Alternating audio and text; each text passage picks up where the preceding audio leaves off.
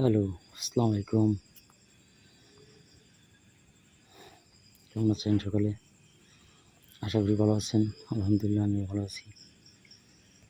আসলে এবছরের নতুন চারায় আজকে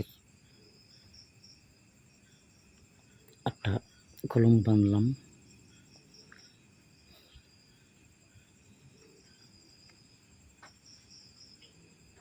আটটা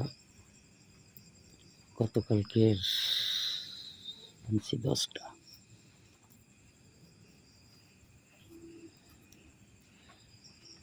এই তো মোটামুটি আল্লাহর মধ্যে আশা করি শতভাগই রেজাল্ট হবে ইনশাল্লাহ। দেখা হবে পরবর্তীতে ইনশাল্লাহ। আল্লাহ হাফিজ।